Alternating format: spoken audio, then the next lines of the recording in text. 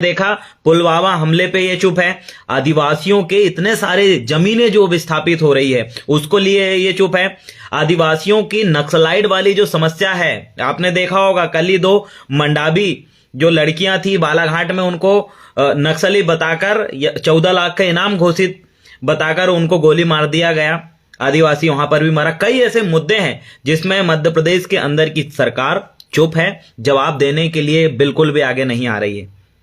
आप और हम सभी को इस बात को ध्यान में रखना है कि इस सरकार को बदलने के लिए, इस सरकार को हटाने के लिए हम क्या क्या कर सकते हैं, हमें वो सब करने की जरूरत है।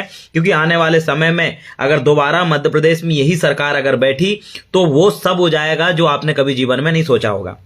अभी हम सभी लोग संगठन करके लड़ रहे होंगे, सोशल मीडिया में एक दूसरे पे टीका टिप्पणी कर रहे होंगे, लेकिन इससे कोई फर्क नहीं पड़ता। आप सभी लोगों को काम करना पड़ेगा, मुद्दा उठाना पड़ेगा। मैं छिंदवाड़ा जिले से हूं, यहां पर 500 से ज्यादा गांव विस्थापित होने वाले हैं। हमें इस मुद्दे को उठाना है। आपके जिले में क्या समस्या चल रही है उस समस्या को उठाइए। आप अपने स्तर पे एसटी से हो, चाहे एससी से हो, चाहे ओबीसी से हो, आपके क्षेत्र में जो जो समस्याएं चल रही है उनके लिए आवाज उठाना शुरू कर दीजिए। क्योंकि अभी नजदीकी विधानसभा चुनाव है। विधानसभा चुनाव के पहले जो जिस मुद्दे में जितनी गहनता से आवाज बुलंद करेगा, जिस मुद्दे में जो व्यक्ति सबसे ज्यादा हाईलाइट करेगा, उस मुद्दे को वर्तमान सरकार या फिर जो भी पार्टियां हैं अपने चुनावी मैनिफेस्टो में जरूर शामिल करेगी। आपने कल का न्यूज देखा होगा, कल परसों में जबलपुर के रानी ताल करके जो चौक था उसका नाम परशुराम चौक ये रखने वाले थे, लेकिन सोशल मीडिया के अंदर तमाम युवाओं ने आवाज उठाई, तमाम आदिवासी समाज के लोगों ने आवाज उठाई, एससी ओबीसी के लोगों ने आवाज उठाई, तो वहां के महापौर को झुकना पड़ा और उन्होंने कहा कि हम दोबारा वीरांगना महारानी दुर्गावती मंडावी चौक उस जगह का नाम रखेंगे। मतलब दरवाजा बंद कर दें। मतलब किसी भी चीज को अगर आप मुद्दा बनाओगे, आवाज उठाओगे, तो वाकई उसका शासन प्रशासन के ऊपर फर्क पड़ने वाला है। अगर आप सोचेंगे कि आप आवाज नहीं उठाएंगे, मुद्दे को दबे रहने देंगे, तो उसमें कोई भी कार्रवाई नहीं होगी। उस मुद्दे में बिल्कुल भी ठंडे बस्ते में वो डाल दिया जाएगा। इसीलिए इस वीडियो के माध्यम से आप जिस भी जिला से हैं, आप जिस भी ब्लॉक से हैं, आप जिस भी गांव से, अपने स्तर पर मुद्दे उठाना सीखिए, गलत के खिलाफ आवाज उठाना सीखिए। अगर आपने मुद्दे उठाया, अगर हम सभी तक पहुंचेगा, तो सोशल मीडिया से लेकर धरातल में माहौल बनाने की जिम्मेदारी हमारी है। हम उस मुद्दे को माहौल बनाएंगे, उस मुद्दे को हाईलाइट करेंगे और सरकार को हम घेरेंगे। क्योंकि हमारे साथ मीडिया नहीं है, हमारे साथ हमारा सोशल मीडिया है, हमारे साथ हमारे वो लड़ने भिड़ने वाले क्रांतिकारी साथी है। इसीलिए आप सभी साथी से मैं पुनः आग्रह करता हूं और ये निवेदन करना चाहता हूं कि हर छोटे से छोटे मुद्दे को हम तक आप साझा करें। आपके क्षेत्र में जो भी समस्याएं चल रही है उसको सोशल मीडिया के माध्यम से हम तक पहुंचाने की कोशिश करें। उस मुद्दे को हम कोशिश करेंगे उठा पाएं। अगर किसी मुद्दे में कोई संगीन मामला है, अगर उसमें कार्रवाई नहीं होती है, तो हम सभी आंदोलन के लिए, हमारे लिए सड़क खाली है। हम सड़क से लेकर भोपाल तक, भोपाल से लेकर दिल्ली तक आंदोलन करने के लिए तैयार है, क्योंकि हमारे पास वही रास्ता है।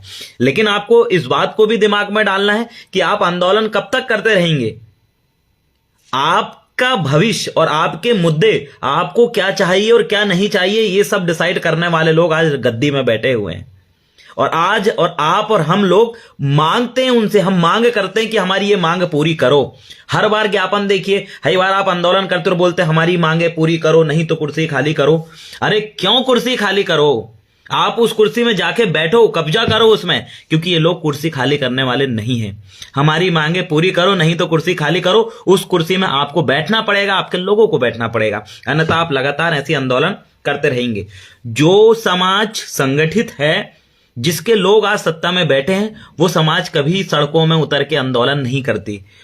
उनके लोगों की पहचान करती है, उन तक बात पहुंचाती है। और आप देखिए, माननीय शिवराज सिंह चौहान जी ने अभी ब्राह्मण कल्याण बोर्ड बनाया। क्या ब्राह्मण समुदाय के लोगों ने आंदोलन किया? सड़कों में उतरे? क्या उन्हें हु हल्ला किया? नहीं किया। लेकिन क्यों? उन्होंने, उनका समाज संगठित है और उन्होंने सत्ता से लेकर हर बिना चिल्लाए आज ब्राह्मण समाज की मांग पूरी हुई। मध्य प्रदेश के मुख्यमंत्री महोदय ने उनकी आवाज, बिना उनकी आवाज उठाए, एक मिनट, मेरे फोन बहुत लगाते हैं यार लड़के, जिस समय लाइव आता हूं उस समय फोन आता है। लेकिन मैं दोबारा आपसे यही कहना चाहता हूं साथियों कि आज वो समाज ने आवाज नहीं उठाया और उनके मुद्दे को आज देखिए ऊपर उठा लिए। मंदिर वाली जगह चाहे वो 10 एकड़ हो, 20 एकड़ हो, 50 एकड़ हो, उसकी नीलामी करना, उसको बेचने की जिम्मेदारी मंदिर समिति के हाथ में दे दी। और मंदिर समिति के अध्यक्ष कौन होते हैं आप सभी लोगों को पता है, सभी जगह इनका कब्जा है। मतलब बिना कुछ मांगे उनको ये सारी चीजें कैसे मिल जाती है। आज उनके बच्चे न्यायिक तंत्र में आसानी से कॉलेजियम सिस्टम के माध्यम से चाचा भतीजे बेटे नाती पोता सब जाके जज बन गए, सब जाके बड़े बड़े हाई कोर्ट सुप्रीम कोर्ट में जाके बैठे हैं। बिना कुछ मांगे उनको सब कुछ क्यों मिल जा रहा है? इसलिए मिल जा रहा है क्योंकि वो समाज आज के समय में वहां तक पहुंची है, वो लोग वहां तक पहुंचे हैं। हमारे लोग राजनीति से दूर रहते हैं और बोलते हैं कि अरे ये तो राजनीति करने लगे। हमेशा याद रखिएगा वो एक कुंजी है। आप अपने लोगों को नेता भी बनाइए, आप अपने लोगों को व्यापारी भी बनाइए, आप अपने लोगों को अधिकारी कर्मचारी भी बनाइए, आप अपने लड़के लोगों को लड़कियों को डॉक्टर इंजीनियर और वैज्ञानिक भी बनाइए। हर जगह आपके लोगों को विश्वसनीय लोगों को पहुंचाना पड़ेगा। अगर आपको शक है, आपको डाउट है कि हम जिनको पहुंचाएंगे वो बिक जाएंगे, अगर आपको डाउट है कि हम जिन लोगों को वहां तक पहुंचा रहे हैं, जिनको वोट दे रहे हैं, जिन तक हम लोग विश्वास करते हैं वो लोग विश्वास तोड़ देंगे, आपको गिरा देंगे, आपको डुबा देंगे, तो याद रखना यही समाज से नेता बनता है, यही समाज से अधिकारी बनता है, यही समाज से व्यापारी बनता है। आपको ना बिकने वाली समाज, विश्वसनीय समाज का निर्माण करना पड़ेगा। ऐसा माहौल खड़ा होता है साथियों, आप इस चीज को याद रखें। ना बिकने वाली अगर समाज खड़ी होगी जो कभी ना बिके, तो ना बिकने वाली समाज से ही एक ना बिकने वाला नेता बनेगा। तो हमें फोकस समाज में करना है, छोटे स्तर पे बैठकें लेना है, जितना ज्यादा हो सके गांव गांव हमें पहुंचना है, अपने विचारों को जितना आप जानते हैं उतने लोगों तक साझा करना है और मजबूत करना है। क्योंकि हमें अगर राज करना है, हमें अगर सत्ता की चाबी को अपने हाथ में लेना है, हमें न्यायिक तंत्र में घुसना है, हमें तमाम बड़े, आप इन सभी चीजों में अगर अपना समय लगाओगे। बहुत बहुत धन्यवाद, आप मेरे वीडियो से जुड़े रहें। फोन बहुत आ रहे हैं, इतने समय से लेकर 1 बजे रात तक फोन आता है। पढ़ाई के साथ साथ ये भी चीजें हम मेंटेन कर रहे हैं। आशा और विश्वास है कि सारी एक दूसरे की गलतफहमी, एक दूसरे की बुराई को भूल कर आप पॉइंट पे काम करेंगे। क्योंकि हमारे दुश्मन से जिनसे हम लड़ रहे हैं वो मजबूत है और हम उनसे कमजोर भी नहीं है, लेकिन उनसे लड़ने के लिए व्यवस्थित तौर पर काम करना है। आपने मुझे कभी नहीं देखा होगा फेसबुक में बहस करते हुए, मुझे कभी नहीं देखा होगा फेसबुक में किसी को जवाब देते हुए। मैं इन सब चीज़ों में अपना समय नहीं लगाता और मैं हर किसी को भी यही एडवाइस देता हूं कि आप काम करते रहें। लोग चिल्लाएंगे, बोलेंगे, सवाल खड़े करेंगे, उनका काम है। सवाल करने वाले लोग, चिल्लाने वाले लोग, गाली देने वाले लोग जब अपना काम बड़ी ईमानदारी से कर रहे हैं तो आप अपना काम ईमानदारी से क्यों नहीं करते? उनको उनका काम करने दीजिए, आप अपना काम करिए। एक दूसरे पे अगर खींचातानी करते रहोगे तो आप वहीं रहोगे। लेकिन अगर दुश्मनों से निपटना है, दुश्मनों के बराबर अगर मजबूत होना है तो सिर्फ अपने काम पे फोकस रखिए। मुझे विश्वास है साथियों, आप जितने भी लोग हैं सब बेहतरीन होंगे और पॉइंट पे सोच समझ के वैचारिक रूप से काम करते रहिए। कोई किसी से छोटा बड़ा नहीं है। हम सब काम करने के लिए, बेहतरीन कार्य करने के लिए, समाज को एक नई दिशा में ले जाने के लिए हम सब लोग तत्पर हैं, लड़ रहे हैं, पढ़ रहे हैं। जो करना है हम कर रहे हैं, लेकिन हमारी कोशिशें जरूर कामयाब होगी। आने वाले 10 साल बाद वो रिजल्ट आपको मिलेगा जो आप अभी सोच रहे हैं कि हमें ये चाहिए इसलिए हम काम कर रहे हैं, अभी हमारे लिए ये होना चाहिए इसलिए हम काम कर रहे हैं, हमें ये बनाना जिसके लिए हम काम कर रहे हैं। आप लिख के रख लीजिए, जो आप आज जिस मकसद से काम कर रहे हो वो मकसद आपका आज से 10 साल बाद पूरा होगा। क्योंकि परिणाम ही है, क्रांतियां हमारे पुरखों ने मेहनत करी थी 10 साल पहले, इसलिए आज हम ये पीला गमछा अपने गले में डाल पा रहे हैं। क्योंकि परिणाम जो है लेट मिलता है, धीरे से मिलता है। एकदम से उतावलापन मत लेके आओ। 4 दिन काम कर लिए, 2 साल काम कर लिए और फिर सोचते हो अरे बड़ी क्रांति आ जा, नहीं आएगी। करते रहो, करते रहो। आप जो मेहनत कर रहे हो उसका फल आपके बच्चों को मिलेगा। इसलिए बिल्कुल भी हताश मत होइए। पैसे की समस्या के कारण समाज सेवा बंद कर रहे हैं, गलत धारणा है। हम भी पैसे नहीं रहता फिर भी लगे रहते हैं। पैसा नहीं है तो कैसा आएगा, क्या काम करेंगे, क्या धंधा करेंगे, क्या टेक्निक लगाएंगे, सब दिमाग लगाना पड़ता है। लेकिन अपना काम जारी रखें, किसी भी कंडीशन में हम रहे। हम जिस समुदाय से हैं, हम जिस तबके से हैं, हम जिस प्रकार की समस्या में पले बड़े हैं और आज जूझ रहे हैं, हमें विश्वास है कि जो व्यक्ति तपता है, बोलते हैं कि लोहा को पहले गर्म किया जाता है और गर्म करने के बाद उसको ढाल में ढालते हैं। बोलते हैं रोटी बनाने से पहले रोटी का आटा पीसते हैं, फिर उसको तवा में सेकते हैं, सेकने के बाद उस रोटी का स्वाद आता है। तो वैसे ही आपकी लाइफ है, आप काम करते रहें, जरूर तरक्की होगी, जरूर कामयाब होंगे, जरूर आप अपने मकसद में, अपने मिशन में सक्सेस होंगे। बस लगातार आप करते रहें। और पुनः आपसे इस वीडियो के माध्यम से अंत में मैं यही कहूंगा कि आप सभी अपने क्षेत्र के मुद्दे को हाईलाइट करें, उठाएं और इतना हाईलाइट कर दें उसको कि आपके जिला स्तर पे उन मुद्दों पे अहमियत देने लगे। जब जिला स्तर पे अहमियत मिलेगी तो प्रदेश स्तर पे मुद्दे उठेंगे। और मुझे लगता है हम जितने भी आदिवासी युवाओं हैं, हम एसटी के, एससी के, ओबीसी के, हम सभी को अपने मुद्दे बनाकर सोशल मीडिया के माध्यम से उनको वायरल करना चाहिए, उन पे बोलना, उन पे सवाल करना, उन पे बात करना, नेताओं को उन सवालों पे घेरना हमें शुरू कर देना चाहिए। क्योंकि हम घेरेंगे, सवाल करेंगे तो वो एक समय पहले वो मुद्दा जो है एक जोर पकड़ेगा। जब जोर पकड़ेगा तो वो मुद्दा हर किसी के जबान में रट जाएगा। जब हर किसी के जबान में रट जाएगा तो वो बोलेगा।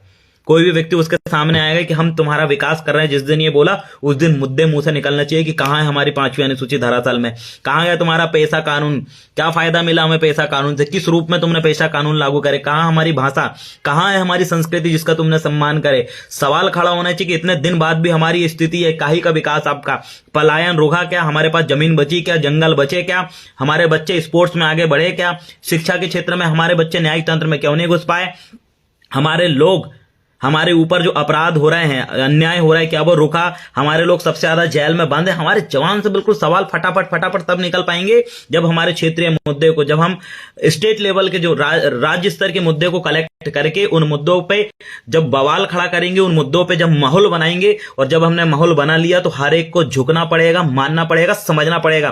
क्योंकि किसी भी मुद्दे पे अगर आपने जोर नहीं डाले, राज्य स्तर पे उन मुद्दों को अगर आपने हाईलाइट नहीं करे, तो कोई भी पार्टी अपने मैनिफेस्टो में, अपने चुनावी घोषणा पत्र में आपके मुद्दे शामिल नहीं करने वाली। इसलिए दिमाग में डाल लीजिए, क्षेत्र के मुद्दे उठाइए, उन पे जोर दीजिए, और इतनी कोशिश करिए कि आने वाले समय में जितनी भी बड़ी पार्टियां हैं, आपके जो मुद्दे उनके घोषणा पत्र में दिखना चाहिए, और वो तभी दिख पाएंगे जब आप मुद्दे उठाएंगे। अगर आप मुद्दे नहीं उठाने वाले तो मैं गारंटी दे रहा हूं इतने 70-75 साल से आपके साथ वो समस्याएं बार बार दोहरा रही, देश आजादी के बाद भी और आगे चल भी दोहराएगी। तो आप कोशिश करिए पिछले 75 साल में जो चीज आपके साथ हुआ है आने वाले 75 साल में ना हो, इसके लिए आपको मुद्दे उठाना पड़ेगा, दोहराना पड़ेगा। गांव के अंतिम व्यक्ति के मुंह तक मुद्दे दोहराना चाहिए आपके, चाहे आपके संवैधानिक अधिकार हो, सांस्कृतिक अधिकार हो, जल जंगल जमीन के अधिकार हो, आपके मान सम्मान के अधिकार हो, आपके जितने भी प्रतिनिधित्व के अधिकार है, आपको एक एक चीज दोहराना पड़ेगा।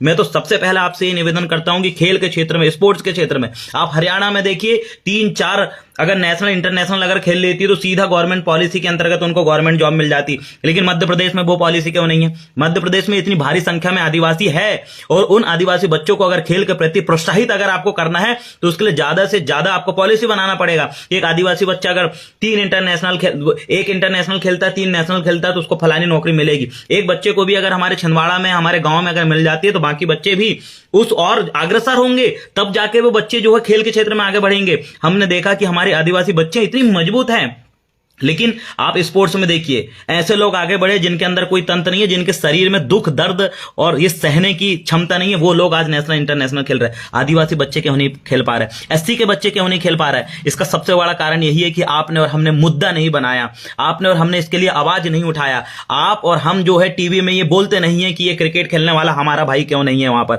हम पे क्या काबिलियत नहीं है, सब कुछ है, हम मेहनती हैं, हमारे जैसे मेहनत करने वाला कोई व्यक्ति नहीं है, खून पसीना बहाने वाले हम लोग हैं। लेकिन स्पोर्ट्स से लेकर हमारे लोग सबसे ज्यादा स्पोर्ट्स में होने चाहिए, लेकिन क्यों नहीं है? क्योंकि वर्तमान सरकार हो चाहे पिछली सरकार हो, इन लोगों ने अपने घोषणा पत्र में कभी ऐसी पॉलिसी नहीं बनाई कि हमारे बच्चे इतना खेले होंगे, आगे बढ़ेंगे। याद रखना, अगर आप इन चीजों में आवाज नहीं उठाओगे तो आपके उनके चुनावी घोषणा पत्र तक नहीं पहुंचेंगे। उन नेताओं के कानों में आवाज गूंजना चाहिए आपके मुद्दे की। और जितने भी आदिवासी बच्चे हैं, एससी के बच्चे हैं जो बहुत शारीरिक रूप से मजबूत होते, भले मेंटली रूप से नहीं है, तो गेम्स में आप इंटरेस्ट जमाइए, चाहे कुश्ती हो, चाहे आपका तीरंदाजी हो, चाहे आपका दौड़ का हो, चाहे बहुत प्रकार के स्पोर्ट्स हैं। हमारे बच्चे क्यों नहीं पहुंच पा रहे हैं? मध्य प्रदेश में क्यों नहीं है वो पॉलिसी? और आराम से सरकार इसमें पॉलिसी बना सकती है, क्योंकि खेल विभाग में इतना पैसा आता है। आदिवासियों के बच्चों के लिए आगे बढ़ाने के लिए कई प्रकार के बजट आते हैं, लेकिन एक भी बजट, एक भी पॉलिसी खेल को लेकर ढंग से बनाई नहीं मध्य प्रदेश सरकार ने। मेरा ये मानना है, ज्यादा नहीं, अगर 3 नेशनल का भी ये बना दे, 3 नेशनल और 1 इंटरनेशनल, कोई बच्चा अगर खेलता है मध्य प्रदेश के अंदर, उनको ये जॉब मिलेगी। मैं आपको गारंटी दे रहा हूं, मध्य प्रदेश के अंदर से भी एक क्रिकेट टीम निकलेगी जो पूरे देश और विदेश तक जाएगी। लेकिन क्या है, हम आवाज उठाते नहीं, हम मुद्दे नहीं बनाते। आज आदिवासियों के पास जमीन नहीं बची। आज दोपहर में मैंने एक चीज डाला ना, परासिया के एक सोनी जी है, उनके पास 2500 से ज्यादा एकड़ जमीन है। जब हमने रिकॉर्ड निकाला भाई किसकी जमीन है, पूरी पूरी आदिवासियों की निकली। और कैसे लिए उन्हें पता है आपको? मरा हुआ आदिवासी के नाम पे जमीन खरीदते हैं और वो जमीन अपने नाम पे कन्वर्ट कर लेते। पूरा का पूरा प्रशासनिक तंत्र उनसे मिला हुआ है। कौन आवाज उठाएगा भाई? कौन बोलेगा? छिंदवाड़ा के अंदर अभी फिर से मैं एक मामला लेकर आया हूं मेरे पास। ये देखिए, अभी वकालतनामा में अभी एक साइन करवा लेकर आया एक बूढ़ी माता का। उसकी उसकी करोड़ों की जमीन जो है, उसकी करोड़ों की जमीन किसी और के कब्जे में है। वहां अभी क्रिकेट खेलते हैं लोग बाग। मेरा मानना है, अगर हम जमीन के लिए आवाज नहीं उठाएंगे, जंगल के लिए आवाज नहीं उठाएंगे, खेल के लिए आवाज नहीं उठाएंगे, हम बोलेंगे ही नहीं, हम मुद्दे ही नहीं बनाएंगे, हमारे लोगों को, गांव के हमारे जो भी व्यक्ति है गांव में जुड़े हैं, उनको को पता तक नहीं है हमारे क्या मुद्दे, क्या समस्या हमारे साथ चल रही है। अरे आप रटना पड़ेगा आपको जुबान में, और गांव के अंतिम व्यक्ति के मुंह पर रटवाना पड़ेगा, तब जाके आपके मुद्दे लोगों को समझ में आएंगे। और जब भी विश्व आदिवासी दिवस आएगा तो नाचेंगे कूदेंगे नहीं। इस बार विश्व आदिवासी दिवस में अपने मुद्दों को लेकर हम सड़कों पर आंदोलन करेंगे, अपने अस्तित्व की लड़ाई लड़ेंगे कि हमारे लोगों को नक्सलाइट के नाम पे पिछले 70 साल से आप मारते आ रहे हो। इससे पहले नक्सलाइट के नाम पे हमारे लोगों को नहीं मारा गया। ये नक्सलवाद की समस्या अभी तक भारत सरकार ने सॉल्व क्यों नहीं करी? कब तक आदिवासियों को आप खत्म करेंगे? हमें सवाल करना पड़ेगा। हमें सवाल करना पड़ेगा कि भारत के संविधान में 5वीं अनुसूची है, इतने साल से आज भी वो लागू क्यों नहीं हुई? हमें सवाल करना पड़ेगा। पैसा कानून के नाम पे इन लोगों ने हमारे हाथ में जो झुंझोना पकड़ाया है, कोई फायदा नहीं हुआ आदिवासियों को। मुझे बताइए, जब से पैसा कानून आया है, कौन सा आदिवासियों की जमीन के मसले सॉल्व हुए भाई? एक भी मसले सॉल्व नहीं। इनने बोले कि आप ग्रामीण के मसले पूरे सॉल्व कर सकते हो, इनने बोले कि पूरी खनिज संपदा में आदिवासियों का हक रहेगा। कहां मिला?